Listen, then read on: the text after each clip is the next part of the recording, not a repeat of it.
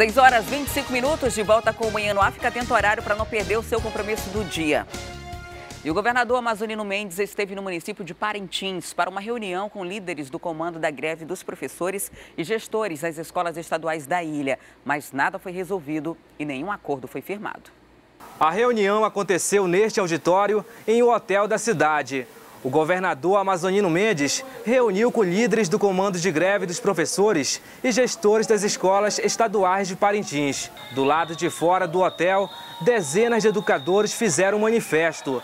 Vestidos de preto e com gritos de ordem, a categoria cobrou o reajuste salarial de 35%. Claro que não fomos convocados para essa reunião, porque não é de interesse do governador sanar essa dívida que tem conosco, né? A nossa categoria, não somente de professores, mas do servidor público, do merendeiro, do porteiro, do vigia, dos serviços gerais, do secretário, todos são envolvidos na educação. Essa reunião aí, com certeza, é uma tentativa, mais uma das tentativas de nos articular. Mas o recado vai para o governador e para todo o pessoal dele. Não vamos desistir. Ou é o reajuste, 35% ou nada. Nós merecemos esse reajuste, porque todo profissional passa pela sala de um professor. E nós estamos há mais de 4 anos esperando por esse reajuste. Então eu acredito que nós merecemos isso. Os estudantes também merecem. Então nosso recado para o governador, que quanto mais tarde ele nos der o reajuste, mais os nossos alunos serão prejudicados. E eles não merecem isso. A comunidade tem que cobrar do governador e não dos professores por não estarmos na sala de aula. A reunião durou pouco mais de 1 hora, sem diálogo entre o governo e a categoria. Isso tudo é militância. Já conhecida, no passado era o PCdoB que fazia isso. Agora, há interesses políticos escusos, porque o governo está muito consciente do que está fazendo. O governador, ele não veio a Parintins com o intuito de dialogar. Ele veio aqui para fazer um monólogo, para fazer apenas uma propaganda de si mesmo, não quis ouvir os nossos questionamentos, quis apenas empurrar as desculpas esfarrapadas que ele vem dando nesses últimos dias, as quais nós não engolimos. E não nos deixou falar, não quis nos ouvir. Infelizmente, ele demonstrou que o interesse dele em resolver o nosso problema é zero. Segundo Amazonino, o Estado tem uma lei de responsabilidade fiscal que não permite que o governo faça um reajuste para os professores maior que 4,5% e alega que já ofereceu ganhos além da conta para a classe. Até o limite do limite.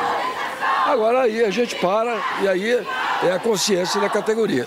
Os radicais sabem disso, estão manipulando a categoria. De acordo com a categoria, Amazonino não esclarece bem esses números e ressalta que 60% da verba do Fundeb é para pagar os professores. Se fosse no período de eleição, ele estava aqui no meio dos professores, apertando a mão, batendo aqui no ombro, ó. Por quê? Por que ele não veio dialogar? Ele não fala em diálogo? Então eu tenho uma sugestão para ele, que ele troque o salário dele por 1 mês só, pelo salário que o professor tem. Se ele vai aguentar sustentar a família, comprar material, que tudo isso que a gente faz.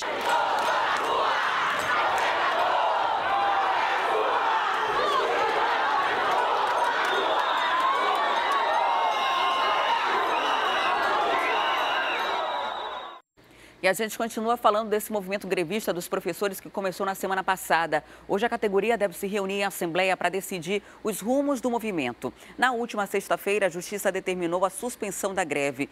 E sobre esse assunto eu converso agora ao vivo com Danilo Alves.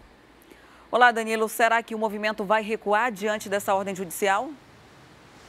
Olha, Adriane, o fato é que hoje, a partir das 9h30, a Asprom Sindical, que no caso é o sindicato onde a base, os professores da rede estadual de ensino, aderiram, né, ao movimento de greve. Então, hoje, a partir das 9h30, lá na Praça da Polícia, vai haver essa reunião com o Lambert Melo, presidente da Asprom Sindical, e o restante dos professores que comparecerem para decidir se vão ou não, né, acatar, no caso, a decisão dessa justiça, que aconteceu na última sexta-feira, a decisão judicial do cancelamento dessa greve. A desembargadora Socorro Guedes, na decisão, disse claramente que a sociedade está sendo prejudicada, que é preciso ver com prioridade o serviço essencial à educação.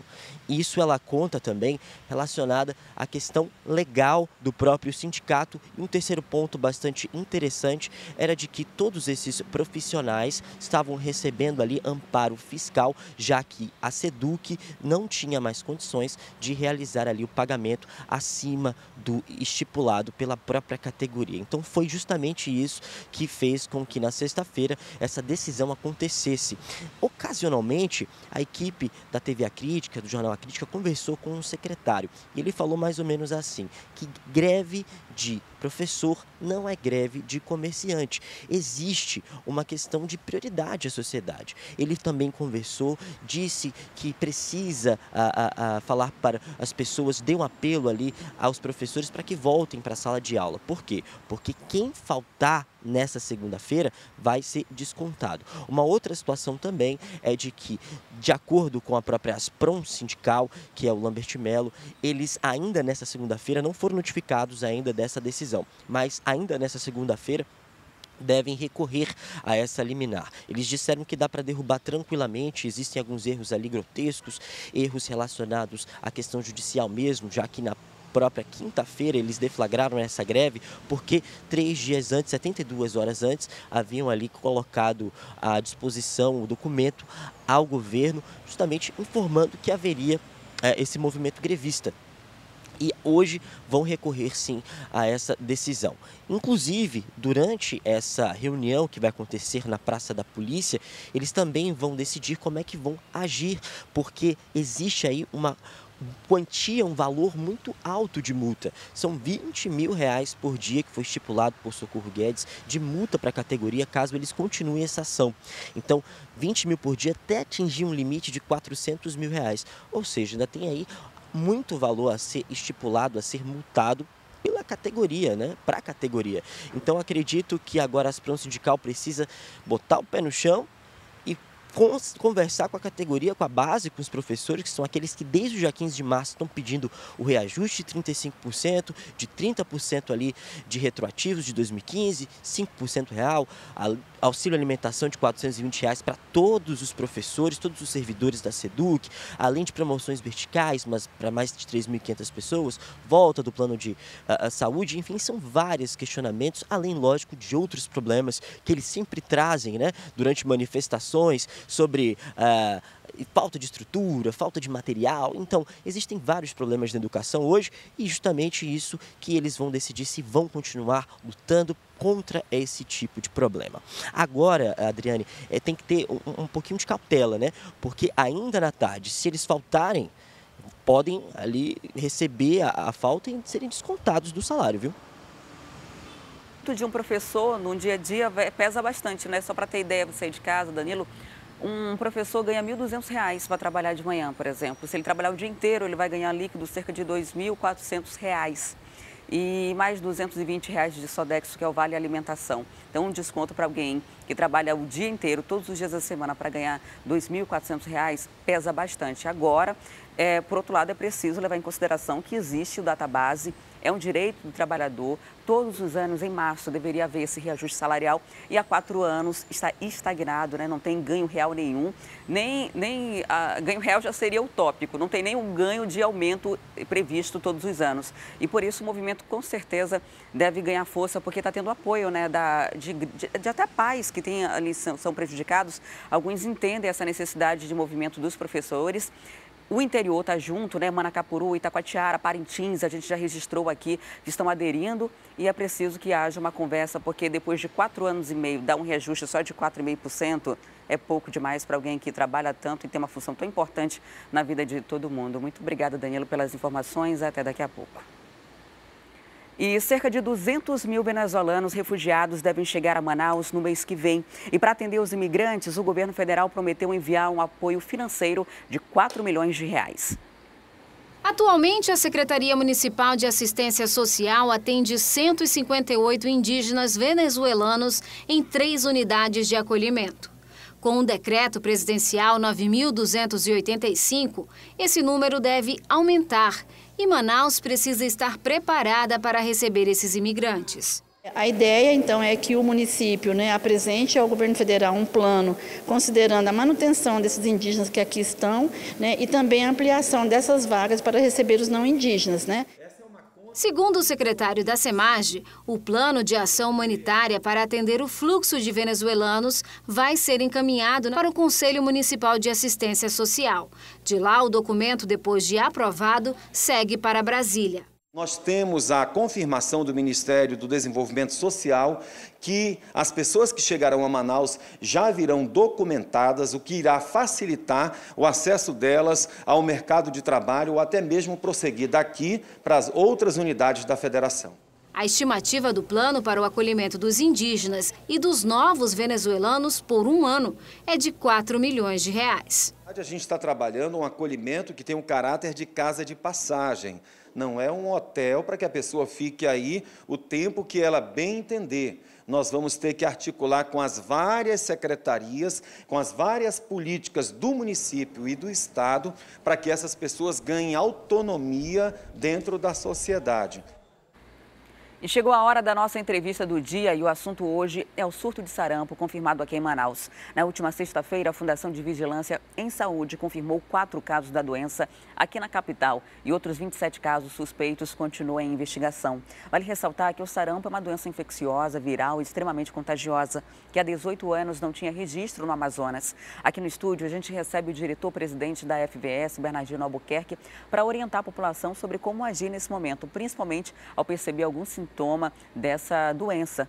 Bom dia, seja muito bem-vindo ao Manhã no Ar. Bom dia a todos. A gente já conversou outras vezes sobre o sarampo quando ainda era uma suspeita. Nesse fim de semana, houve a confirmação de 4 casos. O que isso significa agora, tanto para o controle epidemiológico, quanto para as pessoas que estão em casa preocupadas, o que representa a confirmação de fato desses novos casos?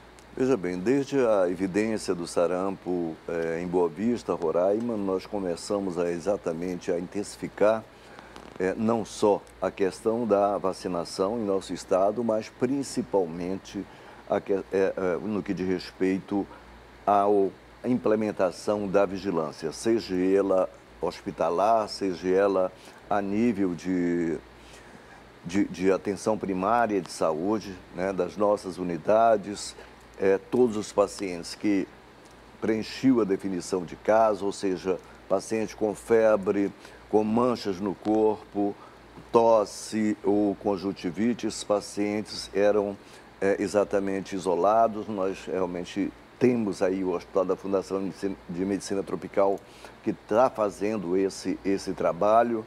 Coletamos material, fizemos inicialmente o primeiro diagnóstico aqui no nosso laboratório de saúde pública, que está sendo confirmado pelo Laboratório de Referência Nacional da Fiocruz. A gente acabou de dar a notícia que 200 mil venezuelanos estão chegando em Manaus, alguns deles vão ficar no estado, outros vão ser distribuídos para outros estados. É mão de obra qualificada que vai ser inserida aqui no país, são pessoas que serão refugiadas. Os casos confirmados agora, eles tiveram alguma influência com a chegada de venezuelanos aqui no país ou não há como precisar algo do tipo? Não, com certeza sim, Por quê? Porque nós tivemos inicialmente toda aquela questão da relação com Roraima, a mobilidade de população migrante para Boa Vista, Roraima, onde se confirma também a questão de um surto de sarampo, consequentemente Manaus, que tem uma relação também muito estreita, nós tivemos essa situação, estamos aguardando somente a confirmação da genotipagem desse vírus para exatamente dizer com toda certeza de que esse vírus está circulando aqui é o mesmo vírus que circula na Venezuela. Caso confirmado, vai haver um controle de barreira em questão de saúde mesmo, de vacinar de repente essas pessoas assim que forem chegando aqui no país? Na realidade, a vacina é ofertada. Nós não podemos, pelo forçar. Regulamento Sanitário Internacional, obrigar essas pessoas a se vacinarem, Obviamente que toda essa questão da migração, quando é a migração programada, como essa questão dos 180, 200 que estão vindo para Manaus, a informação que nós temos é que realmente eles estão sendo preparados, vacinados em Roraima para poder adentrar. O grande problema hoje de respeito a essa migração, digamos, até certo ponto clandestina, onde nós realmente não temos conhecimento onde essa pessoa, como essa pessoa entrou, aonde ela está hoje em Manaus. Agora, diante desse cenário, o que fazer? A vacinação para sarampo normalmente é feita aos 12 meses e aos 15 meses de vida de uma criança. Os adultos não tomam mais essa vacina normalmente, tomaram ali na infância ou nem sabem se tomaram, né? Muita gente não tem registro, não tem comprovação de que de fato tomou. Diante desse cenário, quem tem que ser vacinado de novo? Quem precisa se vacinar? Nós gostaríamos de frisar que a vacina é a nossa principal arma hoje contra essa questão do sarampo. Nós temos a vacinação de rotina, na qual ela se inicia aos 12 meses de idade, com a primeira dose, e aos 15 meses a segunda dose. Mas, no entretanto, essa vacina está ampliada até os 49 anos de idade, desde que as pessoas não comprovem a sua vacinação nesse período. Então, o que é que o Ministério preconiza hoje?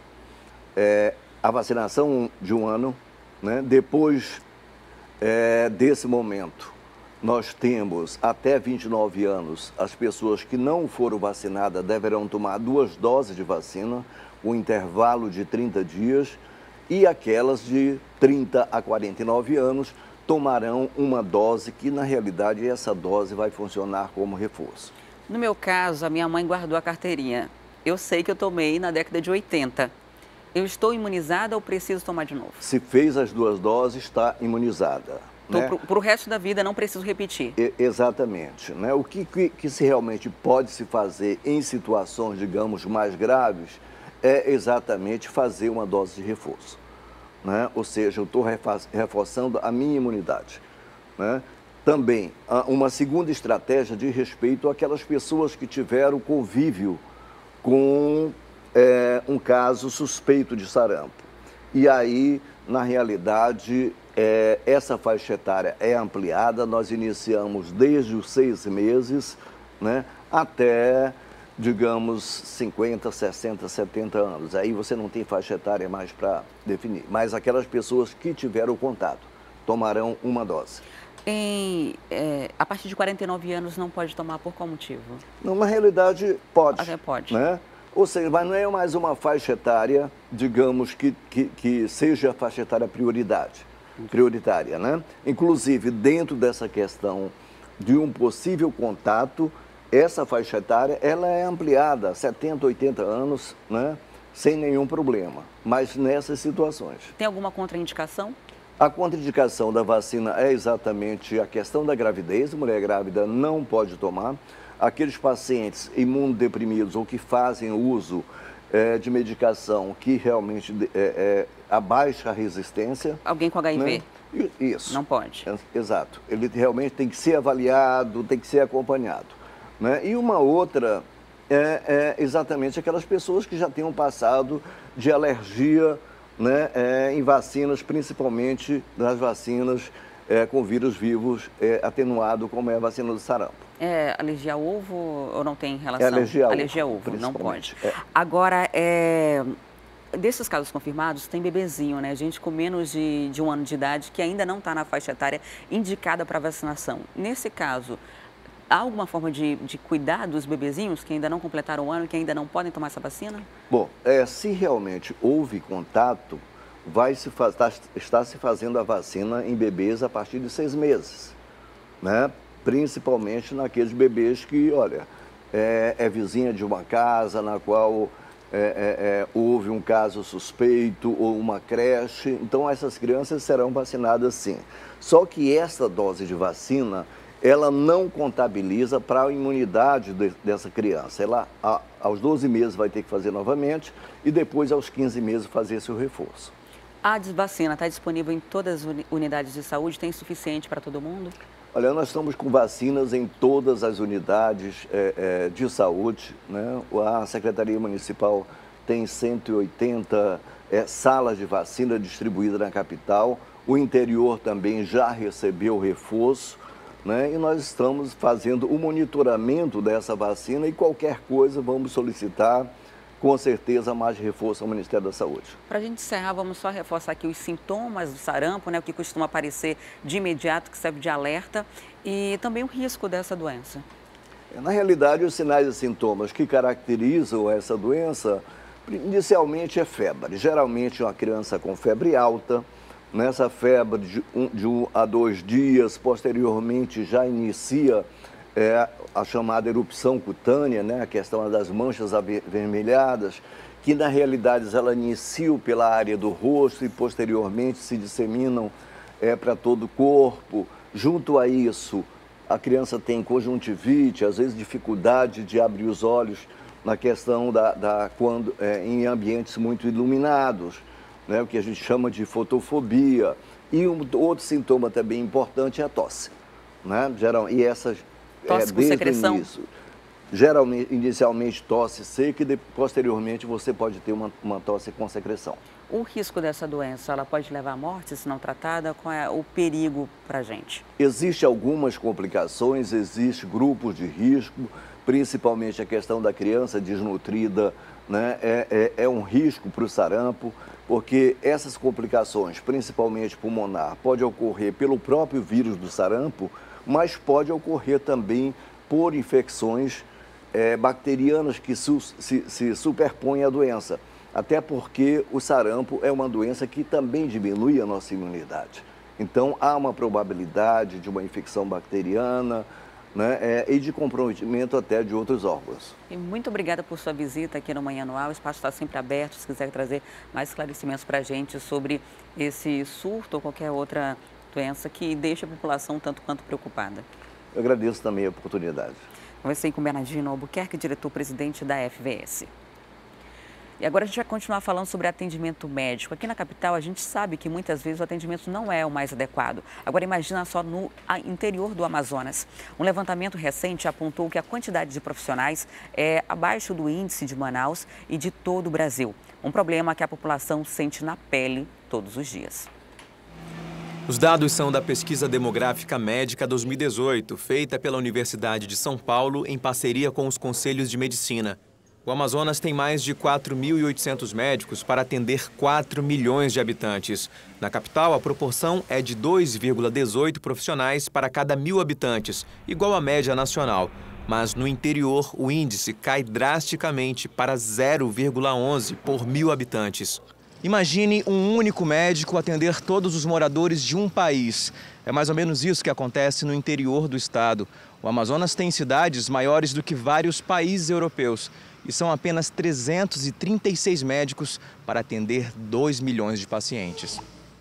Barcelos, por exemplo, tem 122 mil quilômetros quadrados, equivale às áreas de Portugal e Bélgica juntas.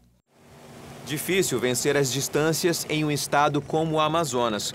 Na comunidade São João do Miriti, a 5 quilômetros de Manacapuru, não existe atendimento médico. Cleonice lamenta porque os netos ficam sem acompanhamento pediátrico. Todo dia entrar as crianças para vacinar, passar um remédio, para consultar. E a gente mesmo que a gente precisa, né?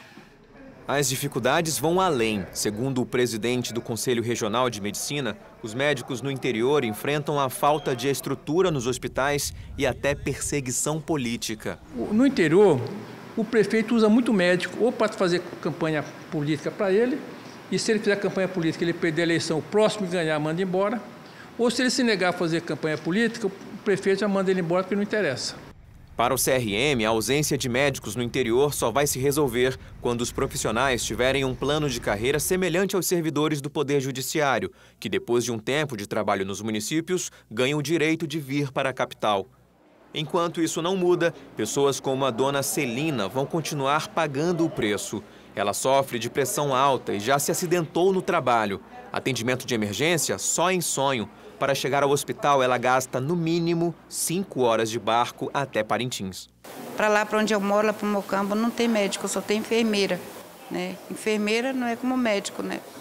E para lá a gente precisa mais de médico para melhorar mais. Precisa e muito, né? Olha só, a média nacional é de 2,18 médicos para 1.000 habitantes. No interior, a gente não chega a ter nem a gente tem 0,11. É uma situação absurda.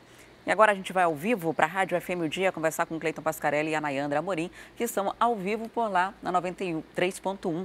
Olá, excelente dia, meninos. Bom dia. Bom dia, Adriane. Bom dia. Vamos falar sobre o Tribunal de Contas do Estado, que está preparando uma lista muito temida por quem não faz o que deve. É a lista dos fichas suja, né? A lista das pessoas que estão inelegíveis por não apresentar ali a prestação de contas adequada. Uma lista, por sinal, muito aguardada, não é, Adriane? Tendo em vista que a gente está em ano eleitoral. Essa lista vai ser divulgada logo mais pelo Tribunal de Contas e vai ser entregue ao Tribunal Regional Eleitoral e também ao Ministério Público Federal.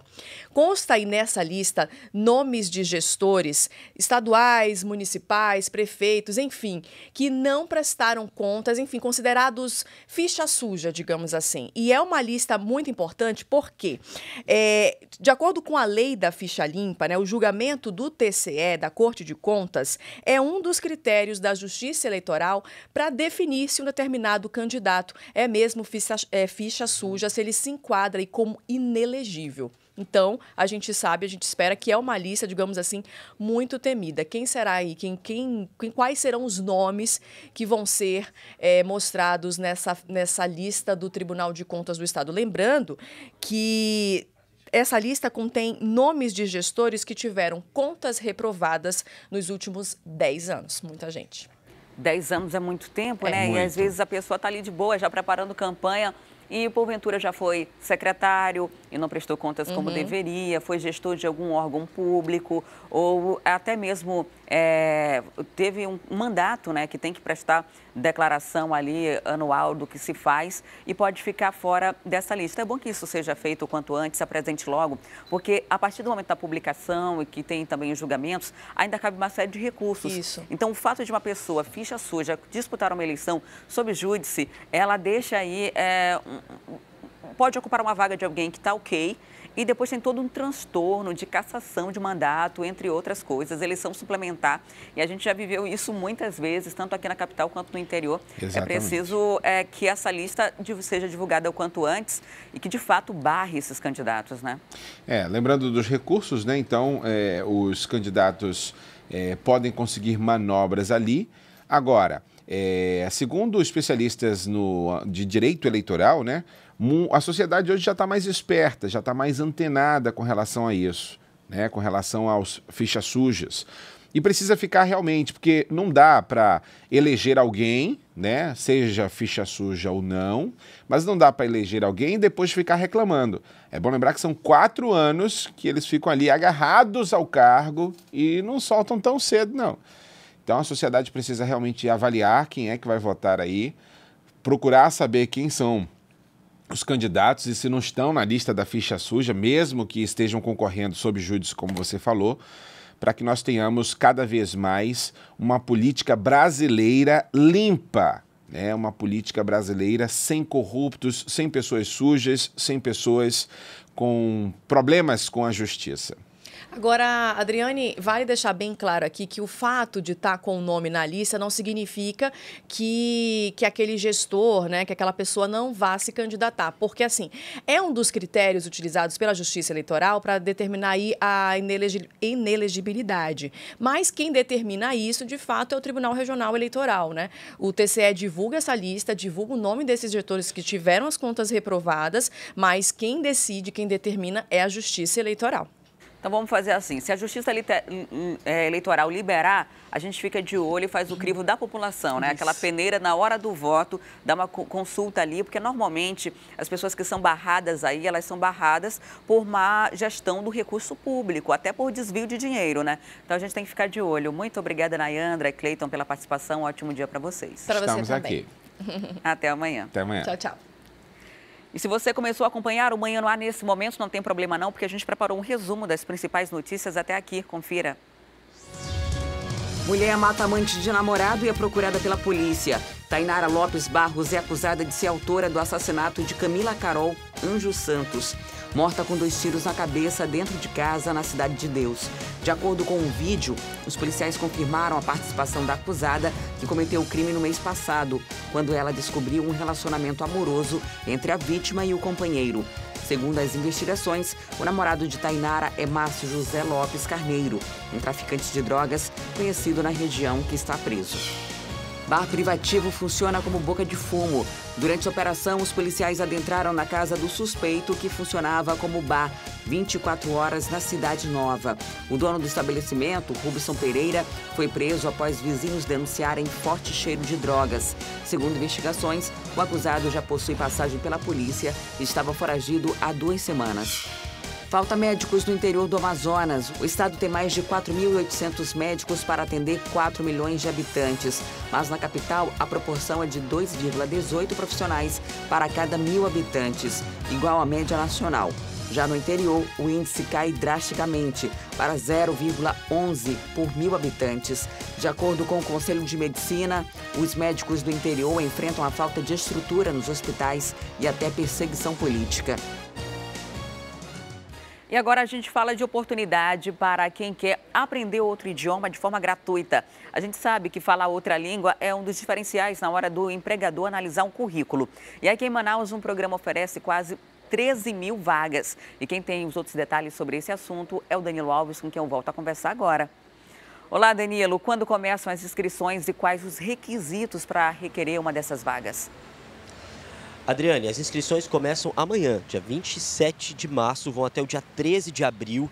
E essas 12.960 vagas do programa Bolsa Idiomas são para todos aqueles adolescentes maiores de 16 anos que estão cursando o ensino médio ou que já concluíram, ou seja, pessoas maiores também, podem se inscrever no portal ESP, o portal do Programa de Serviço Social e Inclusão Socioeducacional. Você vai lá no site que está aparecendo na nossa tela, www.portalesp.manaus.am.gov.br/Bolsa Idiomas. E lá você insere os seus dados para poder se inscrever. Até o dia 13 de abril você pode fazer isso pela internet mesmo, e depois disso, no dia 19, vai ser a primeira fase, né, da escolha dessas vagas, porque essas 12.960 vagas têm um pré-requisito, a renda familiar per capita também tem que ser até de R$ 1.405, então existe uma análise dessas pessoas até elas conseguirem essas vagas. O primeiro resultado sai no dia 19 de abril e as pessoas vão precisar levar os documentos para poder, lógico, realizar ali a inscrição para aula, na verdade a matrícula já para poder receber as aulas. Existe ali um processo também de entrega de documentos e até mesmo de remanejamento de vagas. Pode ser que algumas vagas possam não estar preenchidas depois desse processo seletivo. E há também o período para esse remanejamento de vagas. A gente vai dizer tudo direitinho para você aqui. Como até o dia 13 acontece essa inscrição, no dia 19 vai ser esse resultado parcial. No dia 2 e 4 de maio vai acontecer a entrega de documentos. Caso haja remanejamento de vagas, o dia 7 ao dia 9 de maio é o momento que você pode ir lá para poder resolver se pode conseguir essas vagas remanescentes. E o resultado final vai acontecer no dia 25 de maio. Você pode já também ver todos esses procedimentos no site, no edital, lá no portal esp.manaus.gov.br. Agora, existe também toda a importância, né, Adriane? Olha, são 12.960 vagas com bolsas de 75%, 50% e até 100%. Em 9 instituições muito requisitadas e importantes aqui de Manaus. As pessoas que vão realizar essas aulas são com os professores bastante capacitados. Eu mesmo já fui educador de idiomas, já fui professor de inglês, sei muito bem porque eu conheço muitos professores que dão aula nesses processos seletivos e também dão aulas nesses cursos, então eu sei muito bem que a qualidade é de primeira. Então, além disso, ainda tem a questão do profissional diferente no mercado de trabalho que sabe falar inglês. A gente sabe que já é pré-requisito o idioma, né, no mercado de trabalho, não só o inglês, mas também o espanhol. Essas duas línguas, esses 2 idiomas são bastante importantes. As pessoas que contratam e sabem que é importante elas valorizam muito o profissional, ele galga ali um aumento, né, de produtividade, galga uma carreira bem mais promissora com o idioma. E a gente sabe também que muitas vezes em provas de concursos públicos ou provas ali de outras certames mais importantes, sabe que precisa do inglês. Então, já é um pacote completo. Você consegue de graça e ainda, né, consegue ser o diferente no mercado de trabalho, né? Legal, Adriane? Legal, e não tem desculpa, né, Danilo? Muito obrigada pelas informações.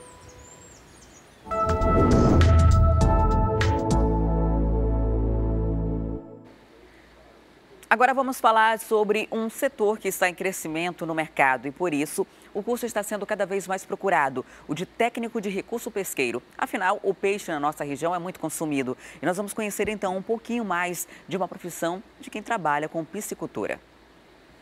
Seu Ednei trabalha com peixes há 15 anos. Só de tambaqui, ele produz cerca de 150 toneladas por ano, sem contar com a matrinchã e o pirarucu. O Amazonas é o que mais consome hoje, né, dentro do Brasil.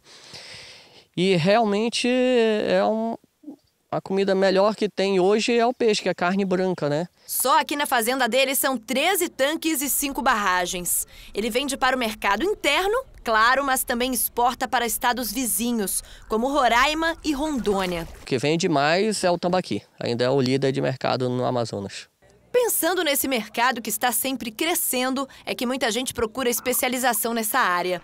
E o Amazonas foi o pioneiro em um curso que já formou mais de 500 profissionais para o mercado de trabalho. É o curso de recurso pesqueiro. Ele foi criado aqui mesmo, na antiga Escola Agrícola, hoje Instituto Federal do Amazonas. Todo ano nós temos uma demanda muito boa, porque o pessoal geralmente já vem com interesse realmente em aprender. O curso tem a duração de 3 semestres e é preciso que o aluno tenha concluído o ensino médio. Tem disciplinas teóricas em sala de aula, mas, claro, existem as aulas práticas. Afinal, não faltam laboratórios naturais para isso por aqui, não é verdade? Visitamos uma série de produtores que tem piscicultura, tem criação de quelônio, de jacaré, piscicultura ornamental também.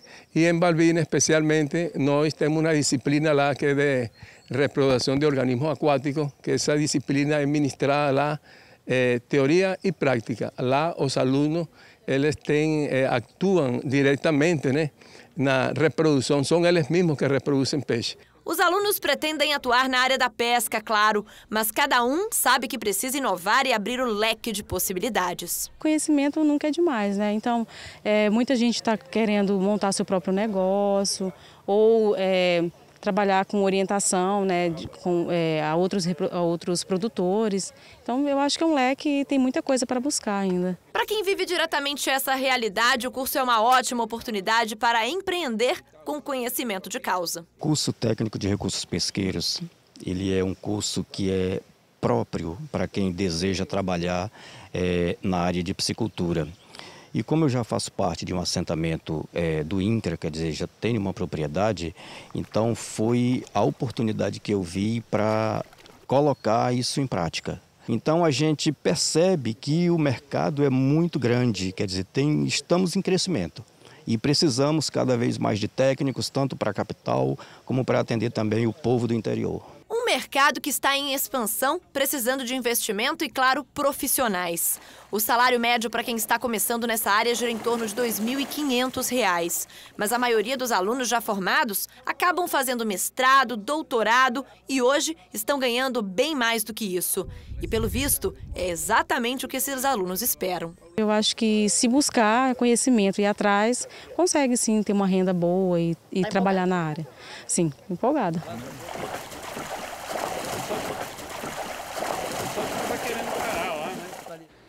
E agora a gente fala de vagas de emprego oferecidas hoje no Cine Manaus. E a gente vai conversar ao vivo com o repórter Danilo Alves, que tem outros detalhes. Olá, Danilo. Tem oportunidade para vendedor e jardineiro. O que mais? Conta pra gente. Então, são 4 vagas nessa segunda-feira. Essas 4 vagas que a gente sabe, 2 delas você pode já resolver a sua situação lá no shopping Felipe Dal, Shopping T4, na Avenida Camapuã, ou então na ouvidoria municipal da Prefeitura e também ali, que é próximo ao SAMU, na bairro Praça 14. Lá você consegue essas 4 vagas. É vaga para vendedor interno de uma loja de alto padrão, também de jardineiro, e outras 2 vagas, uma para mecânico e outra para vendedor também. Então são 4 vagas, uma para jardineiro, a outra para vendedor interno, que são 2 vagas para esse shopping de padrão, e outra para mecânico. Dessas 4 vagas que você pode, né, se oferecer para poder trabalhar, você precisa, lógico, saber que é preciso levar documentos, RG, CPF, comprovante de residência, seu comprovante de escolaridade, porque a gente sabe que alguns desses empregos precisam não só de experiência comprovada em carteira de trabalho, que claro que você também deve levar a sua carteira de trabalho, mas também a escolaridade, tem que ter pelo menos ensino médio completo em algumas dessas vagas, inclusive nas vagas de vendedor interno. Dessas 2 vagas é preciso 6 meses de carteira, de experiência comprovada em carteira, e também precisa da questão ali do ensino médio completo. Lá para o jardineiro você precisa ter ensino fundamental completo, 6 meses também de experiência comprovada na carteira, além de experiência em jardinagem em geral. Esses requisitos obrigatórios, eles são bastante importantes durante o processo de seleção. E além, lógico, das vagas, né, que estão sendo ofertadas aqui pelo Cine, existem outras oportunidades muito importantes e muito interessantes para o trabalhador que quer não só se aprimorar no mercado de trabalho, mas também quer empreender alguma coisa. Por isso, a Centrade prorrogou na semana passada, a Secretaria Municipal de Trabalho, Emprego e Desenvolvimento, cursos especializados nessa área de comércio. Olha só que legal, são várias vagas, são mais de 1.500 vagas. E essas 1.500 vagas, elas podem ali ser preenchidas por você que está assistindo a gente. Olha só, você vai no site da Centrade, www.centrade.manaus.gov.br, e lá você vê o tanto de curso que tem. Eu vou falar só alguns aqui, que tem uma lista. Ó. Tem curso Transformando Sua Ideia em Modelo de Negócio, uma oficina de empreendedorismo para iniciar o negócio, cada uma tem 150 vagas para ofertar. Tem uma oficina de orientações de acesso a financiamento e tem a mais popular, que é a palestra, o microempreendedor individual. São mais de 500 vagas, você pode assistir ali essa aula que os profissionais também vão estar dando para você. E lógico, qualquer tipo de dúvida, acesse o site www.centrade.manaus.gov.br. Agora, atenção! Esses cursos, as vagas, vão estar oferecidas até amanhã, então é preciso correr, vai logo acessar o site. Além disso, se você acha que também tem alguma experiência lá com as 4 vagas que a gente comentou agora há pouco, você pode também correr nos 2 postos, hein? O posto do Cine Manaus, no caso a ouvidoria municipal lá na Praça 14, ou então lá no Shopping T4, lá no bairro da Cidade Nova. Adriane Diniz, boa segunda-feira. Obrigada, Danilo. Obrigada pelas informações, pelas dicas. E ontem os católicos celebraram o Domingo de Ramos, que é o início da Semana Santa. Até o próximo fim de semana, uma programação intensa será desenvolvida em todas as igrejas de Manaus. Vamos ver. Na entrada da missa, cada fiel pega a sua palhinha para fazer a saudação.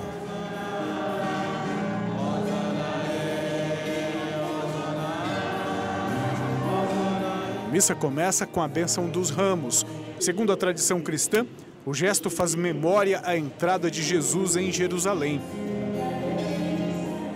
Jesus entra em Jerusalém não como o rei que as pessoas conhecem, as pessoas do seu tempo, mas com uma mentalidade, com uma realidade, com uma concretização desse reinado a partir de elementos que consolidam essa experiência do rei, que é Jesus.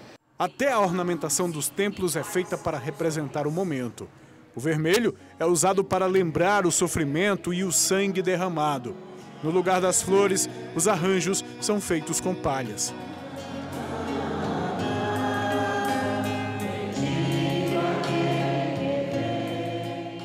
Para um católico, a gente não pode deixar de vir à missa, de vir o Domingo de Ramos, também a Semana Santa.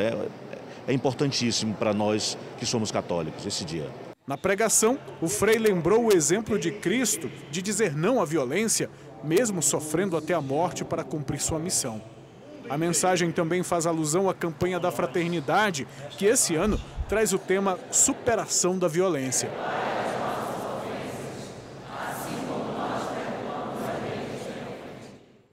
Toda a violência só poderá ser destruída pela não violência. E é assim que os cristãos, principalmente nesta Semana Santa, se propõem a desarmar seus corações, às vezes um pouco violentos, seus orgulhos, suas vinganças, suas invejas. Os cristãos se propõem, então, a fazer uma caminhada como o Mestre.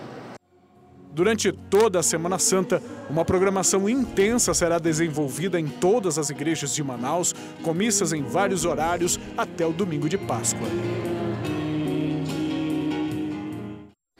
E agora a gente tem informação ao vivo do trânsito. Vamos saber por onde o nosso drone anda. Nós estamos na Avenida Torquato Tapajós e olha, trânsito muito intenso por lá. Trânsito no sentido, agora que a gente acompanha do lado direito, é no sentido bairro, né? No sentido de quem está indo para Cidade Nova, Santa Etelvina, entre outros bairros da Zona Norte também da Zona Oeste, envolvendo Tarumã. Agora a gente vai virando o nosso drone para pegar o sentido centro da cidade. O trânsito é muito engarrafado. Ali a saída do Santos Dumont, tem um viaduto aqui que faz uma passagem de nível, na verdade, que dá acesso aí ao Santos Dumont. E o trânsito é muito intenso. A gente está na altura ali do Denizar Rivail e vai seguindo aí, acompanhando as imagens feitas pelo Alex Gomes, que está operando o nosso drone. O trânsito é intenso, porém é normal para Torquato Tapajós, no horário como esse, né? Já passam de 7 horas da manhã, muita gente saindo de casa, levar os filhos na escola, indo trabalhar, e o trânsito acaba ficando, de fato, mais carregado. Mas está dentro da normalidade, não há nenhuma informação de acidente nem de pane mecânica nessa área. Inclusive, hoje está até um pouco mais tranquilo do que normalmente costuma ficar nesse horário. A gente vai seguindo aí no sentido da Mário Piranga Monteiro, Constantino Neri, trânsito é intenso, mas ainda está dentro do que se espera, do quem mora por aí, está acostumado a fazer esse trajeto, já está habituado, né, a ter o trânsito nessa intensidade. Há alguns dias a gente mostra que é bem pior do que isso, mas hoje segue, né, dá para circular ainda na Torquato Tapajós, quem sai da Zona Norte nesse exato momento.